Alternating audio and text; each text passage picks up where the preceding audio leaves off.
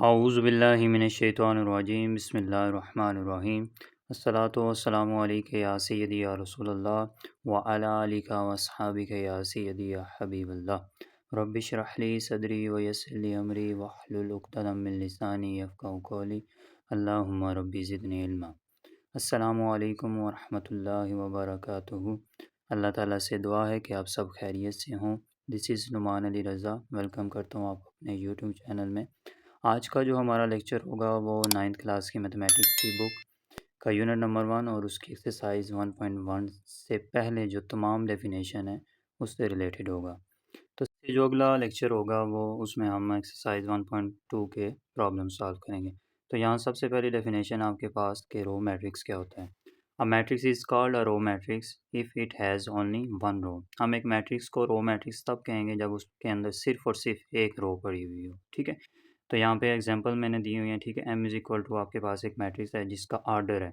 अगर आपको आर्डर के बारे में नहीं पता तो आप मेरी जिसमें मैंने आर्डर के बारे में बताया हुआ है। ठीक है, तो आर्डर इसका है, देखें इसमें नंबर ऑफ़ रोज़ 1 है इस तरह हॉरिजेंटली और कॉलम 3 है। ठीक है, तो ऐसा मैट्रिक्स जिसमें नंबर ऑफ़ रोज़ 1 हो उसे हम रो मैट्रिक्स कहते हैं। ये मैट्रिक्स भी रो मैट्रिक्स है और ये भी रो मैट्रिक्स है। दूसरी डेफिनेशन आपके पास है column matrix. A matrix is called a column matrix if it has only one column. एक मैट्रिक्स को हम कॉलम मैट्रिक्स तब कहेंगे जब उसके अंदर सिर्फ और सिर्फ एक कॉलम पड़ा हो। ठीक है, तो ये इसमें एक कॉलम पड़ा हुआ है और ये इसमें एक कॉलम पड़ा हुआ है। इसका ऑर्डर है 3/। नेक्स्ट आपके पास डेफिनेशन है rectangular matrix. A matrix is called rectangular if the number of rows is not equal to the number of columns। एक मैट्रिक्स को रेक्टेंगुलर मैट्रिक्स हम तब कहेंगे जब उसके अंदर जो नंबर ऑफ़ रोज़ है उनकी तादाद इक्वल ना हो नंबर ऑफ़ कॉलम्स की तादाद के। ठीक है, यहाँ पे मैंने लिखा है रोज़ नॉट इक्वल टू कॉलम्स। तो एग्जांपल है आपके पास, देखें एक मैट्रिक्स है ए जिसके अंदर एंट्रीज पड़ी हुई हैं। ठीक है, तो इसका ऑर्डर है 3 रोज़ हैं इस तरह 1 2 3 और 2 कॉलम है, तो इसका ऑर्डर सेम नहीं है। यानी जब ये रोज़ और कॉलम दोनों सेम होंगे तो फिर हम कहेंगे कि वो स्क्वायर मैट्रिक्स है, जो नेक्स्ट डेफिनेशन है। अगर सेम नहीं है तो फिर वो रेक्टेंगुलर मैट्रिक्स है। ठीक है, तो इसी तरह इसका भी जो ऑर्डर है 2/3 है और इसका ऑर्डर 1/3। तो ये तमाम रेक्टेंगुलर मैट्रिक्स की एग्जांपल्स हैं आपके पास। ठीक है जी, अब नेक्स्ट डेफिनेशन आपके पास square matrix. A matrix is called a square matrix if its number of rows is equal to. जो पिछली डेफिनेशन हमने रेक्टेंगुलर मैट्रिक्स की पढ़ी थी उसमें नंबर ऑफ़ रोज़ यहाँ पे लिखा हुआ था नॉट इक्वल। ठीक है, तो यहाँ पे लिखा हुआ है is equal to its number of columns. एक मैट्रिक्स को स्क्वायर मैट्रिक्स हम तब कहेंगे जब उसके अंदर नंबर ऑफ़ रोज़ की जो तादाद है वो नंबर ऑफ़ कॉलम्स की तादाद के बराबर होनी चाहिए। ठीक है, यानी rows is equal to columns. Example है आपके पास एक मैट्रिक्स है ए जिसके अंदर एंट्रीज पड़ी हुई हैं ए बी सी डी। तो इसका ऑर्डर है 2/2, यानी ये सेम होना चाहिए 2/2 1/1 3/3 4/4। जब ऐसे मैट्रिक्स होंगे तो हम उन्हें स्क्वायर मैट्रिक्स कहेंगे। तो ये 3/3 मैट्रिक्स की एग्जांपल है और ये 1/1 की। नेक्स्ट डेफिनेशन है आपके पास नल और zero matrix. A matrix all of whose entries are zero is called a zero matrix। A matrix को ज़ीरो मैट्रिक्स हम तब कहेंगे जब उसके अंदर जो तमाम एंट्रीज़ हैं ऑल एंट्रीज़ क्या होनी चाहिए, ज़ीरो होने चाहिए। एक भी अगर कोई ज़ीरो ना होगी तो वो नल मैट्रिक्स नहीं होगा। तमाम एंट्रीज़ का ज़ीरो होना ज़रूरी है और इसको जो डिनोट करेंगे हम वो इस तरह करेंगे। ठीक है, एग्जांपल मैंने आपके पास रखी हैं 2/2 स्क्वायर मैट्रिक्स है लेकिन नल मैट्रिक्स है। ठीक है, ये 1/2, ठीक है, 2/1 और ये 3/3 मैट्रिक्स है। तो ये तमाम मैट्रिक्स वो हैं जो नल और ज़ीरो मैट्रिक्स हैं। ये दोनों नाम याद रखिएगा, एमसीक्यूज़ में आपसे पूछ सकता है। ठीक है, नेक्स्ट डेफिनेशन है आपके पास transpose of matrix. A matrix obtain by changing the rows into column और कॉलम्स इनटू रोज़। ये आपकी मर्ज़ी है कि आप रोज़ को कॉलम में चेंज करें या कॉलम्स को रो में। जब आप किसी मैट्रिक्स की रोज़ को कॉलम में चेंज करते हैं या कॉलम्स को रो में तो वो उस गिवन मैट्रिक्स का क्या बन जाता है, ट्रांसपोज बन जाता है। ठीक है, इसको जो डिनोट करते हैं वो ए ट्रांसपोज, ए ऊपर टी लिखा जाता है ट्रांसपोज। ठीक है, नोट, यहाँ पे नोट याद रखिएगा, ये आपके लिए हेल्पफुल होगा। ट्रांसपोजिंग 2x3 मैट्रिक्स, एक ऐसा मैट्रिक्स जिसका ऑर्डर है 2x3, आप उसका अगर ट्रांसपोज लें तो वो जो नेक्स्ट मैट्रिक्स बनेगा, जो क्रिएट होगा वो 3/2 हो जाएगा, यानी ऑर्डर चेंज हो जाएगा। इसमें अगर नंबर ऑफ़ रोज़ 2 हैं तो उसमें नंबर ऑफ़ रोज़ 3 बन जाएंगे। इसमें अगर नंबर ऑफ़ कॉलम्स 3 हैं तो उसमें नंबर ऑफ़ कॉलम्स 2 बन जाएंगे, यानी इंटरचेंज हो जाएंगे। ठीक है, एग्जांपल मैंने आपके सामने रखी है, कलर यूज़ की हुई, ठीक है, आपके लिए हेल्पफुल होगी।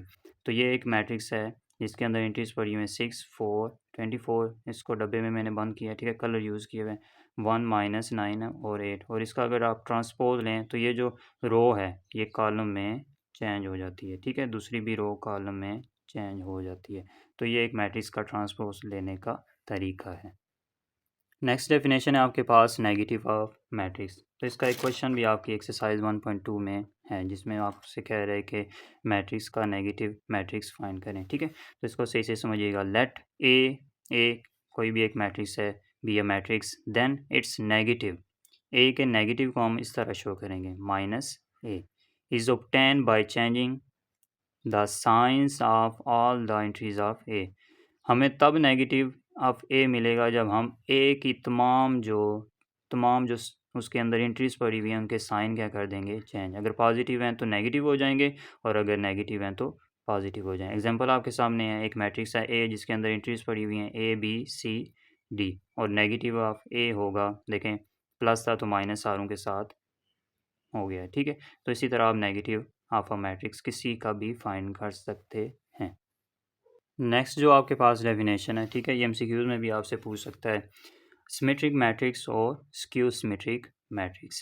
सिमेट्रिक मैट्रिक्स एक ऐसा मैट्रिक्स जो कि स्क्वायर मैट्रिक्स होगा, लेकिन अगर आप उसका ट्रांसपोज लें तो वो खुद के मैट्रिक्स के इक्वल आ जाता है। ठीक है, अगर एक मैट्रिक्स ए है और आप उसका ट्रांसपोज लें तो वो खुद के ही बराबर आ जाता है। ठीक है, और स्क्यू सिमेट्रिक मैट्रिक्स जब आप उसका ट्रांसपोज लेंगे तो वो नेगेटिव ऑफ ए आएगा। ठीक है, जब ये कंडीशन फुलफिल होगी तो हम कहेंगे कि वो स्क्यू सिमेट्रिक है, और जब ये कंडीशन फुलफिल होगी तो हम कहेंगे कि वो सिमेट्रिक मैट्रिक्स है। ठीक है जी, आज जो आपके पास 3 डेफिनेशन है उनमें से सबसे पहली डेफिनेशन है डायगोनल मैट्रिक्स। तो डायगोनल मैट्रिक्स एक स्क्वायर मैट्रिक्स होगा।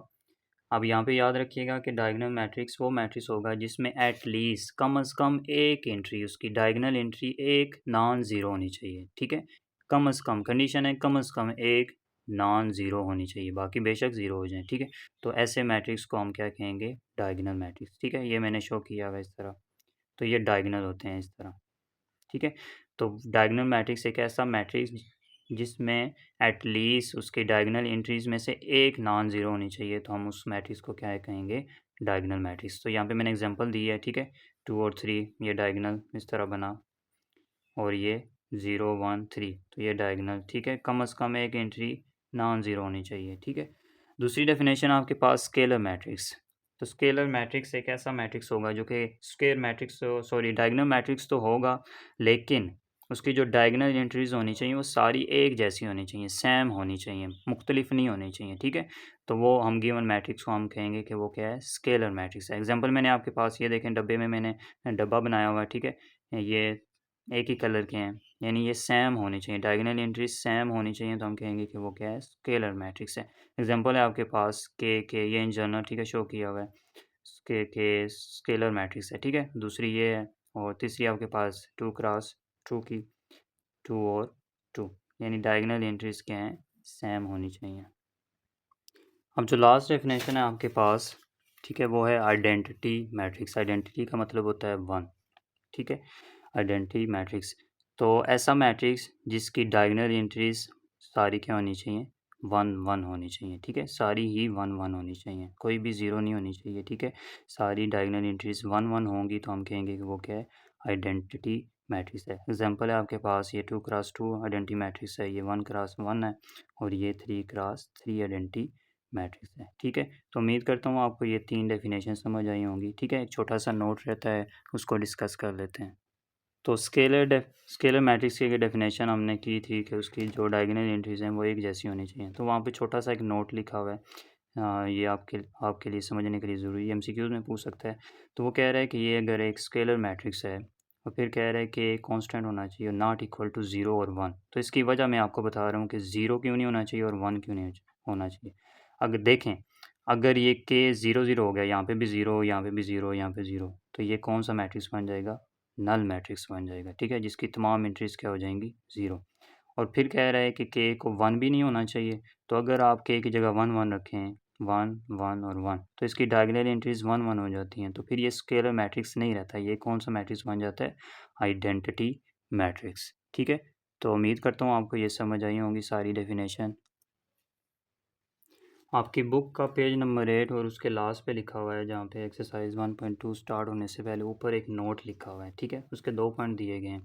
उसमें पहला पॉइंट है, कह रहा है कि the scalar matrix and identity matrix are diagonal matrix. जो स्केलर मैट्रिक्स और आइडेंटिटी मैट्रिक्स हैं, ये डायगोनल मैट्रिक्स होते हैं, ठीक है। तो डायगोनल मैट्रिक्स की यही डेफिनेशन थी ना, ठीक है, कम से कम एक इंट्रीज, जो डायगोनल इंट्रीज में से एक इंट्रीज क्या होनी चाहिए, नॉन ज़ीरो होने चाहिए। तो स्केलर और आइडेंटिटी मैट्रिक्स डायगोनल मैट्रिक्स होते हैं। लेकिन दूसरी बात जो उसने की हुई है, उसमें कह रहा है कि एवरी डायगोनल मैट्रिक्स, कि हर diagonal matrix is not a scalar और आइडेंटिटी मैट्रिक्स। तो हर डायगोनल मैट्रिक्स स्केलर और आइडेंटिटी मैट्रिक्स नहीं होता, ज़रूरी नहीं है, ठीक है। पहली क्या थी कि स्केलर मैट्रिक्स और आइडेंटिटी मैट्रिक्स डायगोनल मैट्रिक्स होते हैं, लेकिन हर डायगोनल मैट्रिक्स ज़रूरी नहीं है कि स्केलर और आइडेंटिटी मैट्रिक्स होगा, ठीक है। तो अपना बहुत सारा ख्याल रखिएगा और दुआओं में याद रखिएगा।